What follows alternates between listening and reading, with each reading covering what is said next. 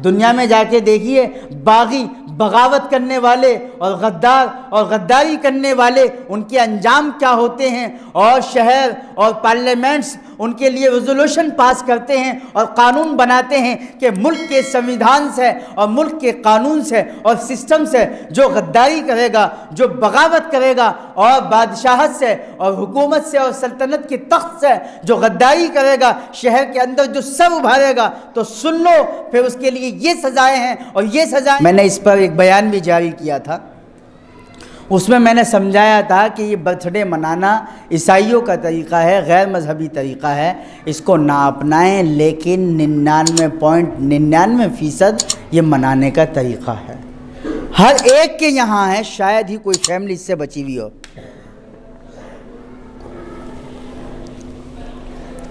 मैंने कितनों को उनके व्हाट्सएप स्टेटस देख के कमेंट किया, फ़ोन किया, समझाया, बताया कि भाई खुदा के वास्ते ऐसा मत करो, पैसे ज़ाय मत करो और शरीयत के ख़िलाफ़ मत चलो और खुदा के वास्ते इसको दीन मत समझो।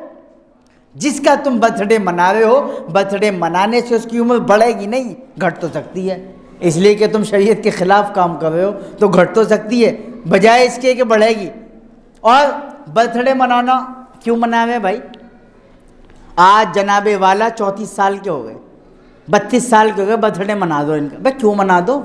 कोई बड़ा कारनामा अंजाम दे दिया इसने, कोई बहुत बड़ा सेलिब्रिटी है ये, कोई दुनिया के अंदर ये आए हैं तो इनकलाब हो गया है। अल्लाह मेरी तौबा, ये आए हैं गुनाह में इजाफा और क्या होगा इन्होंने आके, और एक ख़ता और ज़्यादा और की होगी, एक गुनाह और ज़्यादा क्या होगा। आए हजरत आए हैं तो इन हजरत ने बजाय इसके कि कोई गुनाह किया हो, कोई नेक काम नहीं किया होगा, उनका बर्थडे मनाया जाए। बर्थडे मनाओ इनका।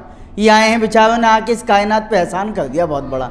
अरे भाई कोई एहसान कर दिया इसने कायनात पे आके, फिर क्यों मना रहे इसका बर्थडे?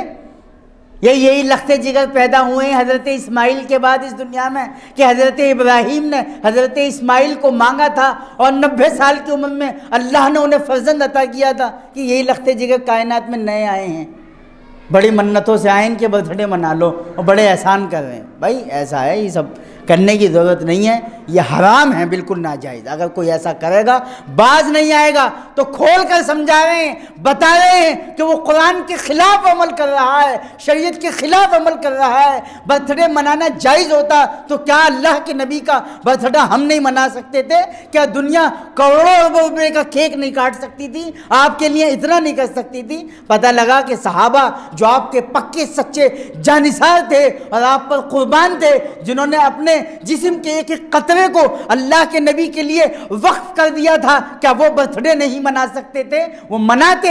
अगर मनाना जायज़ होता, अगर अल्लाह की तरफ से और उसके नबी की तरफ से हुक्म होता मनाने का, तो ज़रूर मनाते, हमसे अच्छा मनाते। अरब बजाय इसके कि सारी बेहयाइयाँ करते हैं, लेकिन अल्लाह के नबी के नाम पर बेजा रसूमात नहीं करते हैं वो।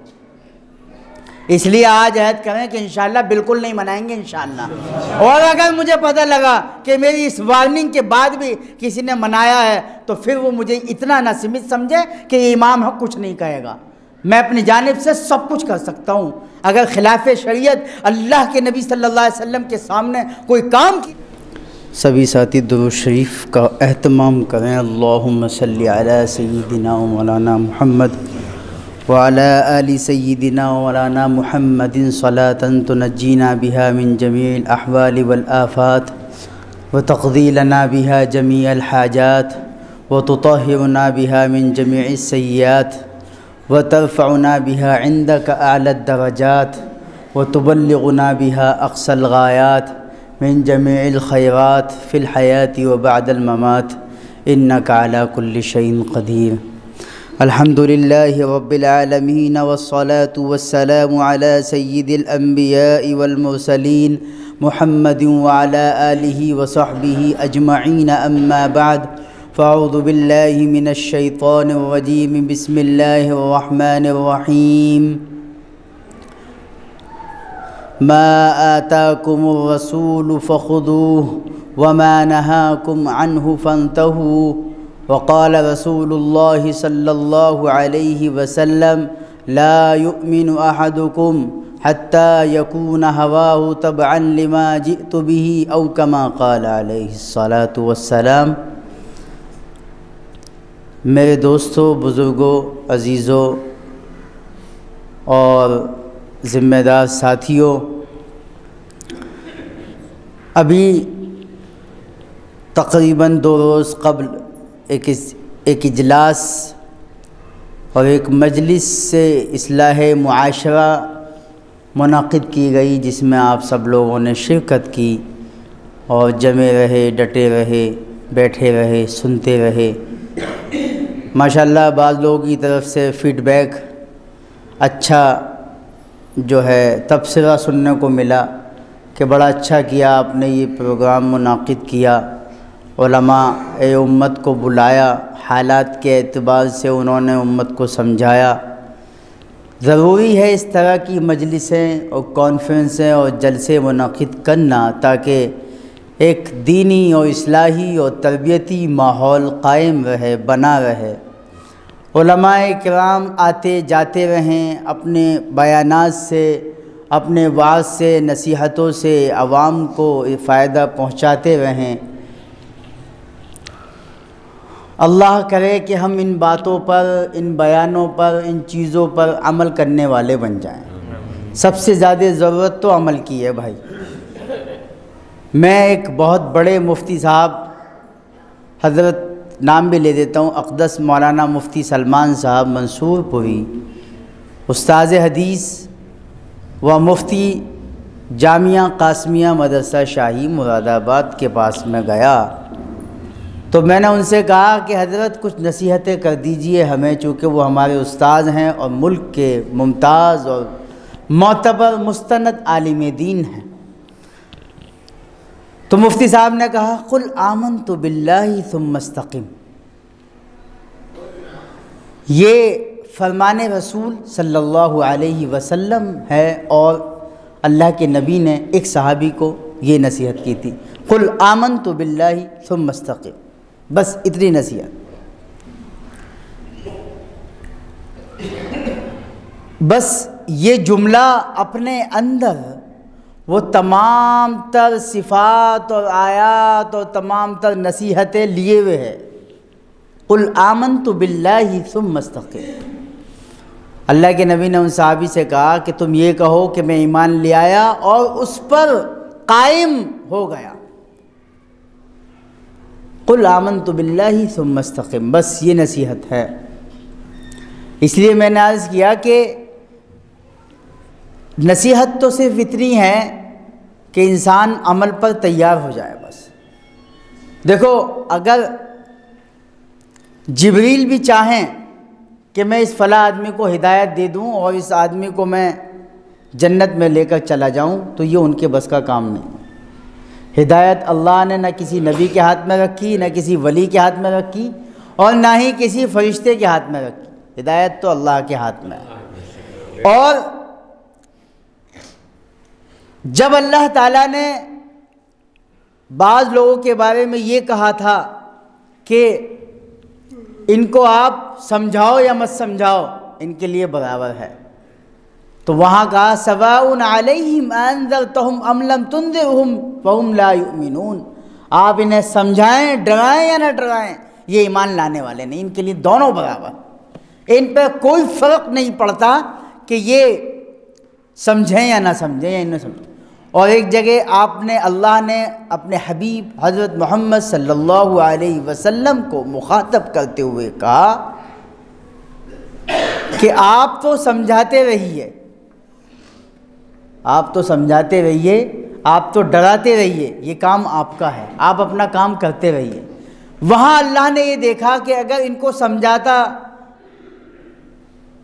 समझाते रहे और डराते रहे तो एक वक्त आएगा कि ये समझ जाएंगे। और जहाँ अल्लाह ने ये देखा कि ये अबू जहल, उक़बा इब्न अबी मुईद, अबू लहब ये समझने वाले नहीं हैं, इनकी मौत कुफ्र की हालत पर होगी, इनके अंदर कोई तलब नहीं, कोई तड़प नहीं, कोई कुड़न नहीं, तो वहाँ अल्लाह ने ये कहा कि आप इनको समझाएं या ना समझाएं, दोनों बराबर है इनके लिए। इसलिए मेरे दोस्तों, बुज़ुर्गों, ये वाज़ व नसीहत का सिलसिला जारी रहना चाहिए। लोगों को समझाते रहना चाहिए, डराते रहना चाहिए एक तरफ अल्लाह ने अपने हबीब से समझाने के लिए, डराने के लिए कहा, दूसरी तरफ उन चीज़ों के फ़ज़ाइल भी बताए ताकि फ़जीलतें सुन के और उन चीज़ों के बारे में सुनकर उनको थोड़ी समझ पैदा हो। हमारे लिए ज़रूरी ये बात है कि जो दीन मुबीन अल्लाह ने अपने हबीब सल्लल्लाहु अलैहि वसल्लम को लेकर भेजा, हम में से हर ईमान वाला अपनी कामयाबी उसी के अंदर समझे। अगर वो ये समझता रहा कि ये ज़िंदगी मेरी है, ये उम्र मेरी है, ये जान माल मेरा है, मैं इसे जैसे चाहूँ जिस तरह चाहूँ इस्तेमाल करूँ, मैं अपनी मर्ज़ी के मुताबिक ज़िंदगी गुजारने का पूरा हकदार हूँ, और चंद मुआशरों ने, चंद सिस्टम ने इंसान को बेगैरत, बेहया बना दिया और उसे बेफिक्र बना दिया, जिसका नाम कोई कहता है कि मुझे आज़ादी है फ्रीडम ऑफ स्पीच की, फ्रीडम ऑफ लाइफ की, मुझे आज़ादी है ज़िंदगी को गुजारने की, मुझे कॉन्स्टिट्यूशन और मुझे संवैधानिक अधिकार है कि मैं अपनी ज़िंदगी को जैसे चाहें गुजारूँ, मैं जैसे चाहे अपनी ज़िंदगी बसर करूँ, मैं टोपी पहनूं या ना पहनूं, कुर्ता पजामा पहनूं या ना पहनूं, दाढ़ी रखूं या ना रखूं, नमाज़ पढ़ूं या ना पढ़ूं, अखलाक को फॉलो करूं या ना करूं, मोहम्मद सल्लल्लाहु अलैहि वसल्लम की सुन्नतों पर अमल करूं या ना करूं, मैं इस्लामिक अधिकारों को अपनाऊं या ना अपनाऊं। अगर कोई शख्स ये समझता है तो उसकी समझ में नक्स है और उसकी समझ में ख़राबी है, वो नादान है, वो बेवकूफ़ है, वो हालात को समझ नहीं रहा है, वो गैरों की चालों में आ गया है, फंस गया है, वो हालात से दो चार हो गया है, उसकी समझ ने, उसकी अक़ल ने काम करना बंद कर दिया है, वो हालात से, माहौल से मुतासिर हो गया, इंस्पायर हो गया है। वो ये समझ रहा है कि ये तरक्की के रास्ते हैं, ये कामयाबी के मनाजिल हैं, मैं टोपी उतारूं, दाढ़ी काटूं, मुझे संवैधानिक अधिकार दिया है इस मुल्क ने और इस ज़िंदगी ने जहां मैं जी रहा हूं, और इस मुआशरे ने। कितने लोग हैं इस दुनिया के अंदर, कितनी पब्लिक है इस समाज के अंदर, करोड़ों की तादाद में वो लोग हैं जो दाढ़ियों को काटते हैं और बालों को नोचते हैं और जो इस्लामी तरीक़े से और इस्लामी शायर के ख़िलाफ़ ज़िंदगी गुजारते हैं, जो नबी सल्लल्लाहु अलैहि वसल्लम की सुन्नतों की धज्जियाँ उड़ाते हैं, जो अल्लाह के अहकामों को काटते हैं और उन्हें रास्ता नहीं देते हैं। वो ये समझ रहे हैं कि दुनिया के अंदर हम आए हैं तो हमारा अधिकार है, हमें इख्तियार है, हम जैसे चाहें ज़िंदगी गुजारें, जैसे चाहें कपड़े पहनें, जैसे चाहें खाना खाएं। ठीक है, आप कपड़े पहन सकते हैं, आप जो मर्ज़ी चाहे खाना खा सकते हैं, शरीयत ने यहाँ आपको आज़ादी दी है, लेकिन आप चाहें कि हम ज़िंदगी अपने उसूलों से और कुरान से हटकर और शरीयत से हटकर और रसूलुल्लाह के तरीक़ों से हटकर गुजारें, इसका बिल्कुल इख्तियार आपको नहीं है। अगर कोई शख्स ये सोचे कि मैं इस तरह ज़िंदगी गुजार के कामयाब हो जाऊँगा, ये उसकी भूल है, भूल, ये उसकी भूल है। चाहे वो किसी भी इलाके और समाज से, किसी भी मुआशरे से ताल्लुक़ रखता हो, किसी बिरादर से ताल्लुक़, चाहे वो किसी बिरादर का हो, किसी समाज का हो, किसी गांव का हो, किसी शहर का हो, दुनियावी तालीम का माहिर हो, इंजीनियर हो, डॉक्टर हो, मौलवी हो, अगर आलिम बनने के बाद भी अगर उसके अंदर अमल नाम की चीज़ नहीं है तो इल्म उसका उसे सीधा जहन्नम में लेके जाएगा। शरीयत की नज़र में सब बराबर हैं। एक शख्स कहने लगा कि फ़लाँ मौलवी साहब नमाज़ छोड़ लें तो उनको तो गुनाह ज़्यादा मिलेगा। उन्होंने पूछा क्यों? वो आलिम है इसलिए ज़्यादा गुनाह मिलेगा। और आप आम, कहने लगा हम आम आदमी हैं, हमें कम गुनाह मिलेगा। क्यों? तुम्हें गुनाह कम क्यों मिलेगा? कहने लगा हम आलिम नहीं हैं। तो क्या हुआ आलिम नहीं है तो? नमाज पढ़ना सवाब है ये तुम्हें पता नहीं है ना? हाँ पता है। नमाज छोड़ना गुनाह है ये तुम्हें पता नहीं है? हाँ पता है। तो नमाज छोड़ना गुनाह है इस बात का आलिम तो तू भी है। आलिम का मतलब है जानने वाला, और नमाज छोड़ना गुनाह है इसका जानने वाला तो तू भी है। पता लगा कि नमाज छोड़ना गुनाह है इस बात का आलिम तो तू भी है। लिहाजा जितना गुनाह उसको है इतना ही गुनाह तुमको भी है। एक शख्स आदिवासी जंगल में रहता है, उस तक दीन की वो तमाम तफसीलात और बुनियादी मालूमात और फ़हम और बेसिकली इन्फॉर्मेशन दीन के बारे में नहीं पहुंची है। जैसे ये नहीं पता कि नमाज क्या है, रसूल क्या है, नबी क्या है, कुरान क्या है, हदीस क्या है। आदिवासी जंगल में पत्ते खाते हैं और लकड़ी तोड़कर गुजारा करते हैं और चड्डी और बनियान की जगह पत्ते चिपका के रहते हैं, जिन्हें मुआशरा और समाज और सोसाइटी का इल्म नहीं है। हाँ, वो अगर इस बात को कहें कि मुझे इल्म नहीं है नमाज का, मुझे, हाँ, उसे गुनाह वाकई कम मिलेगा। कम मिलेगा या बिल्कुल नहीं मिलना चाहिए? आप बताओ मुझे। जिस आदमी को इस बात का इल्म नहीं है, इस बात का इल्म नहीं है जिस आदमी को कि नमाज पढ़ना सवाब है और छोड़ना गुनाह है, वो आदिवासी है, जंगल में रहता है और माशरे से, समाज से, माहौल से दूर रहता है, तो आप मुझे बताइए, एक पल के लिए बताइए, अपने कमेंट को यहाँ मुझे पार्सल कीजिए, बताइए, अपनी बात रखिए कि उसको गुनाह ज़्यादा मिलना चाहिए या बिल्कुल नहीं मिलना चाहिए या मिलना चाहिए?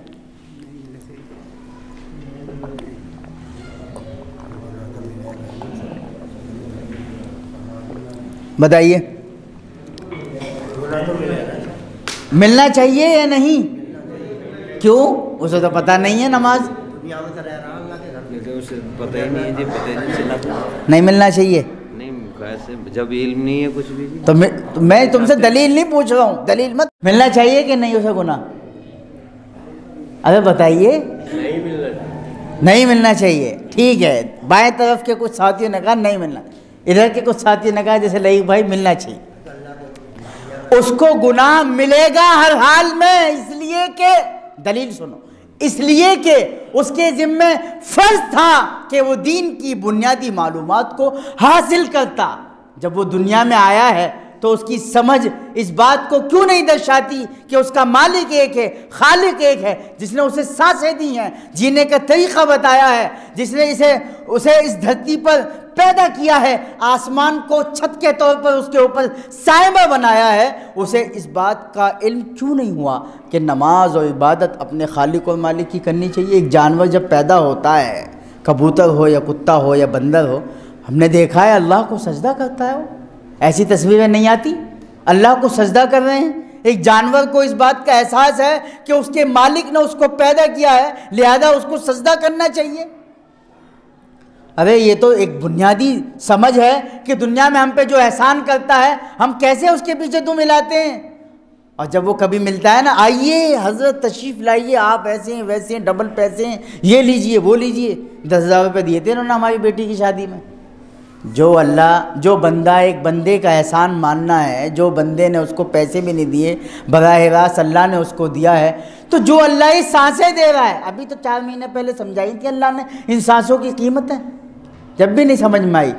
आवाम की समझ में ना आती नहीं है, बहुत देर से आती है। अच्छा, इतनी बड़ी पब्लिक है, इतनी भीड़ है इस दुनिया में, मेरे ख्याल से 700-800 करोड़ लोग हैं इस दुनिया में। इन 800 करोड़ लोगों में थोड़े बहुत लोगों की समझ में आती है बस। अभी अल्लाह ने चंद महीने पहले या तकरीबन 8 महीने पहले सांसों की कीमत नहीं समझाई थी। जब सांसें गिनने थे, जब ऑक्सीजन की मीटर गिनने थे, जब एक एक डंडा गिनने थे और जब एक एक लेवल ऑक्सीजन का गिनने थे, जब सांसों की कीमत का अंदाज़ा हो रहा था, जब सब दुआएं मांग रहे थे, आंसू बहा रहे थे और सांसों की कीमतों का अंदाज़ा करके शुक्राना अदा कर रहे थे, या अल्लाह ऑक्सीजन के सिलेंडर नहीं मिल रहे हैं, ए मालिक ऑक्सीजन का सिलेंडर खाली है, ए भाई, ए खुदा के वास्ते, ए अल्लाह को और भगवान को मानने वाले किसी गैर मुस्लिम को, किसी ईसाई को, किसी बुद्धिस्ट को आप हाथ जोड़ रहे थे और सर झुका रहे थे और इल्तिजा और आहोजारी कर रहे थे कि मेरे घर में मेरी दादी और नानी और मेरे चाचा और दादा और मेरा बड़ा भाई बीमार है, ऑक्सीजन लेवल कम हो गया है, थर्मामीटर ने ऑक्सीजन लेवल और मीटर ने ऑक्सीजन लेवल गिरा दिया है, सिर्फ 70 रह गया है, 65 रह गया है और अस्पतालों में और हॉस्पिटल में ऑक्सीजन खत्म हो गया है कि भाई ऑक्सीजन दे दो, थोड़ा सा तो दे दो। चंद लोग कह रहे हैं कि ऑक्सीजन थोड़ा सा दे दो, कुछ घंटों की सांसें बच जाएं। सांसें गिनने हो अब तो? अल्लाह ने इतना सा ऑक्सीजन क्या हिलाया, सांसें गिनने लग गए। यहाँ हज़ारों सिलेंडर पी गए, आज तक अल्लाह ताला के नेचुरल ऑक्सीजन को इतनी सी हया और शर्म नहीं आई, इतनी सी समझ नहीं आई कि अल्लाह का कितना शुक्र अदा करना था कि जो मालिक इतना नेचुरल, इतना साफ, इतना क्लियर ऑक्सीजन दे रहा है, वो भी फ्री में। तो उस मालिक को क्यों ना एहसान माने।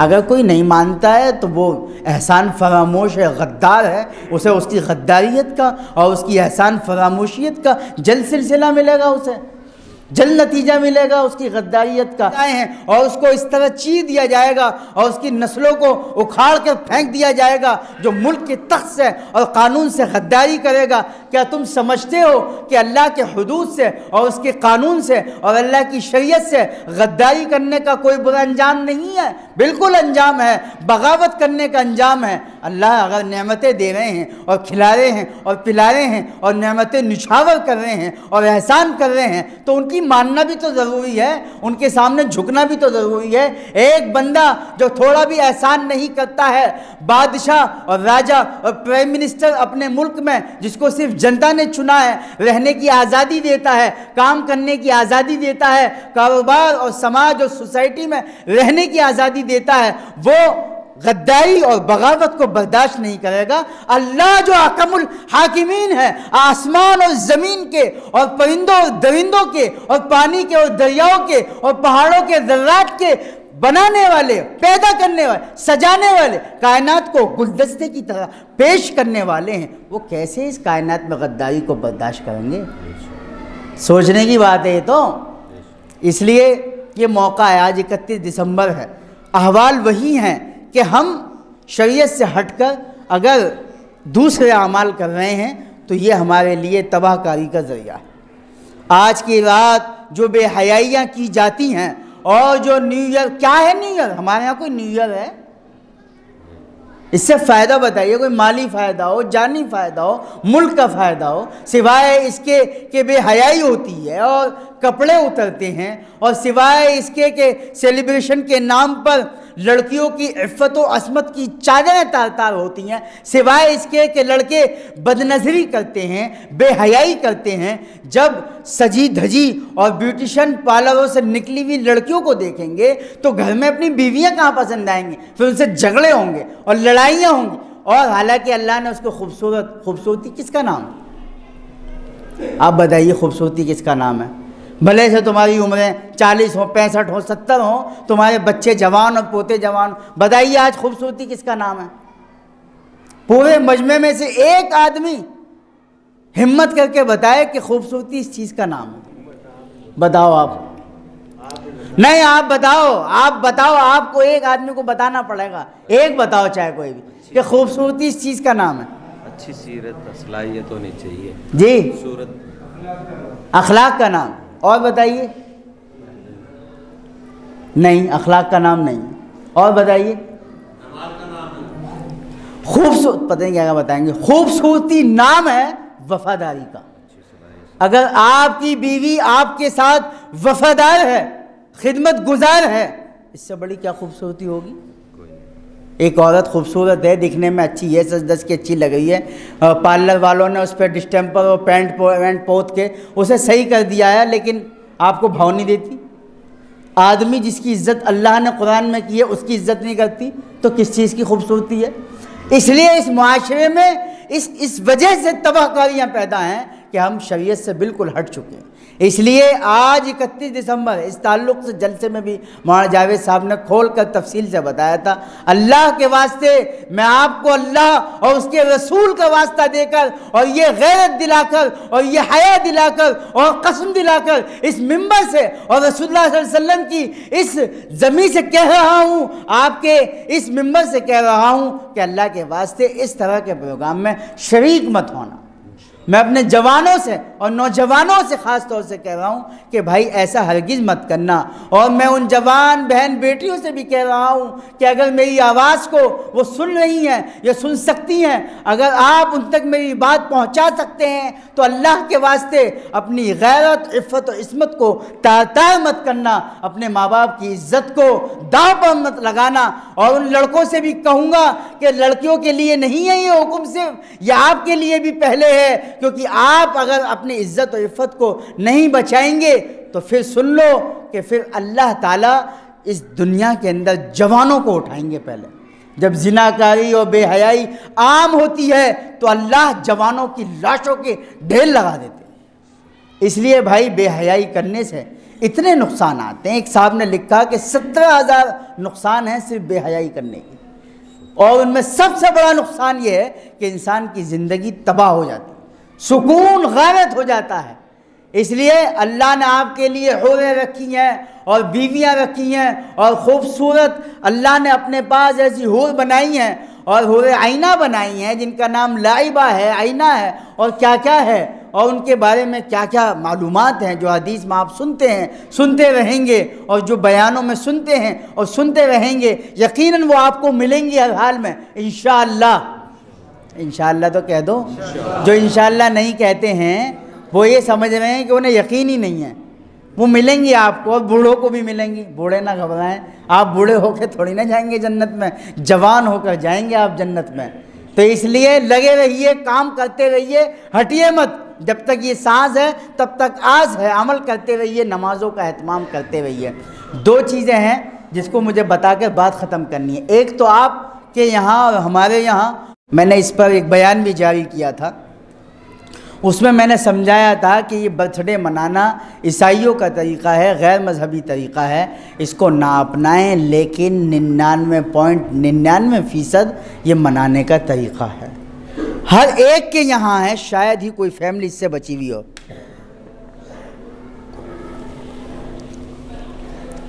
मैंने कितनों को उनके व्हाट्सएप स्टेटस देख के कमेंट किया, फ़ोन किया, समझाया, बताया कि भाई खुदा के वास्ते ऐसा मत करो, पैसे ज़ाय मत करो और शरीयत के ख़िलाफ़ मत चलो, और खुदा के वास्ते इसको दीन मत समझो। जिसका तुम बर्थडे मना रहे हो, बर्थडे मनाने से उसकी उम्र बढ़ेगी नहीं, घट तो सकती है। इसलिए कि तुम शरीयत के ख़िलाफ़ काम कर रहे हो तो घट तो सकती है, बजाय इसके कि बढ़ेगी। और बर्थडे मनाना क्यों मना रहे भाई?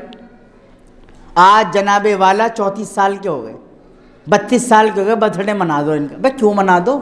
कोई बड़ा कारनामा अंजाम दे दिया इसने, कोई बहुत बड़ा सेलिब्रिटी है ये, कोई दुनिया के अंदर ये आए हैं तो इनकलाब हो गया है। अल्लाह मेरी तौबा, ये आए हैं गुनाह में इजाफा और क्या होगा इन्होंने आके, और एक ख़ता और ज़्यादा और की होगी, एक गुनाह और ज़्यादा क्या होगा। आए हजरत आए हैं तो इन हजरत ने बजाय इसके कि कोई गुनाह किया हो, कोई नेक काम नहीं किया होगा, उनका बर्थडे मनाया जाए। बर्थडे मनाओ इनका।